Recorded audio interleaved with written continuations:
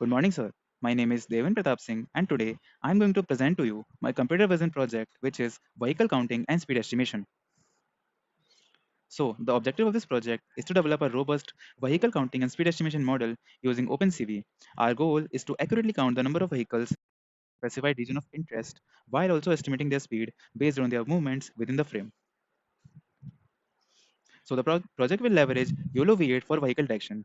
YOLO V8 offers state-of-the-art object detection capabilities with real-time performance, making it suitable for deployment in traffic monitoring systems. For this project, I am using a pre-trained model of YOLO V8 for tracking the vehicles. So what is YOLO? So previously, people used sliding window object detection, RCNN, fast RCNN, and faster RCNN. But in 2015, YOLO was introduced. So previous object detection algorithms rely on region-based approaches to localize objects within an image by identifying high probability regions. But YOLO uses a single convolution network to directly predict bounding boxes and class probabilities for the entire image rather than focusing on specific regions. So YOLO do two things at once. It does image classification and object localization. So how does it do it? So YOLO splits an image into an S cross S grid, assigning multiple bounding boxes to each grid cells. For each box, the network predicts class probabilities and offsets. Selected boxes with high class probabilities are used to locate objects within the image. So YOLO achieves remarkable speed, which is 45 frames per second compared to other object detection algorithms. However, it struggles with small objects like a flock of birds due to spatial constraints, limiting its accuracy in such cases. So these are the preliminary results. We first detected the objects using YOLO V8 pre-trained model like this. So here in this image or video, in this frame, we detected the vehicles and their coordinates. So 0, 1, 2, 3 are the x1, y1, x2, y2 coordinates of the vehicles. 4 is the confidence of how confident it is about this category of the vehicle. So 2 represents cars and 7 represents the truck. So we are assigning each object an ID and drawing two lines on the road, each detecting upward going car and downward going car. So these are the assigning of the IDs to the vehicle. And as you can see, this is the red line and blue line. We are starting tracking the vehicles when it crosses the blue line, and when it touches the red line, we show the vehicle ID. Similar cases for the downward going cars. When it crosses the red line, we start tracking it, and when it comes to the blue line, we show its ID or the vehicle count. So we are storing vehicle ID equal to center x and center y coordinate of the vehicle. For the speed estimation, we will replace these center points with the time. So this is the vehicle ID assign. This is So as you can see, here is this vehicle. When it crosses the blue line, we start tracking it. It is here, and when it touches the red line, only then we show its vehicle number. And as you can see, here vehicle up was 000, and when it touches, it goes 1, like this. So these are the updated results as we will show.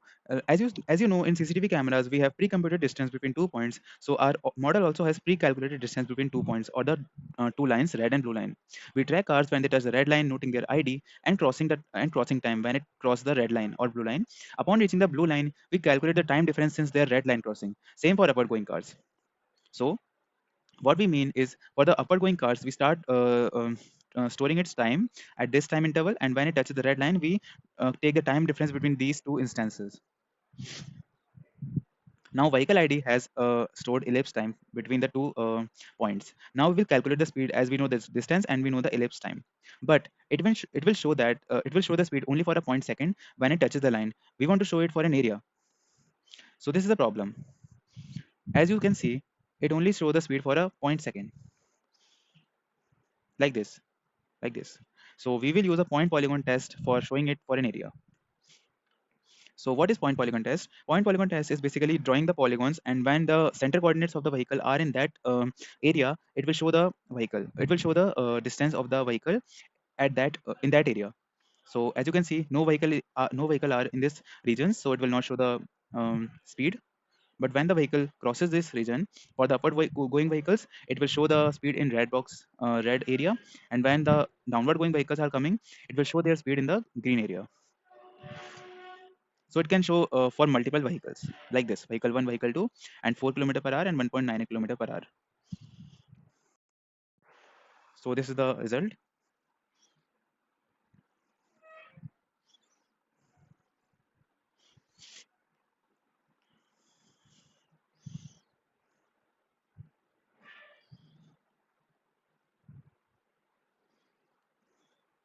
But what about overspeeding vehicles?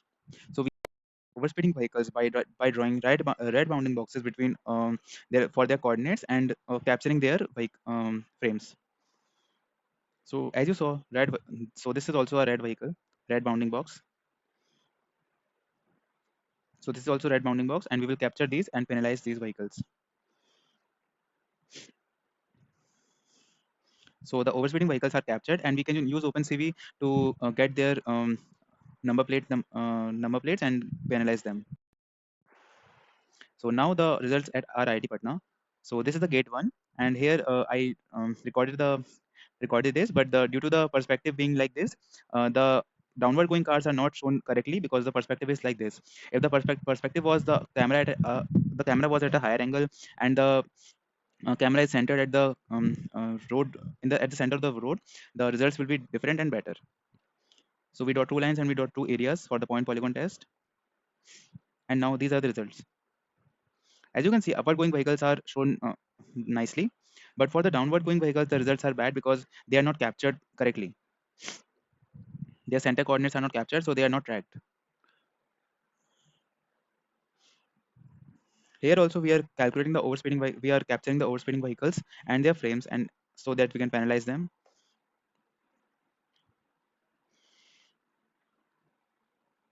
So this is an overspeeding vehicle.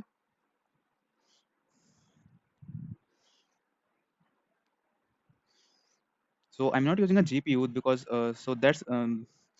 so I'm not using a GPU, and that's why the results are like this. Generally, the vehicle speeds are in kilometers per hour, but they are very high scale. But this is very low scale because I had only a CPU, and because of this, the results are like this.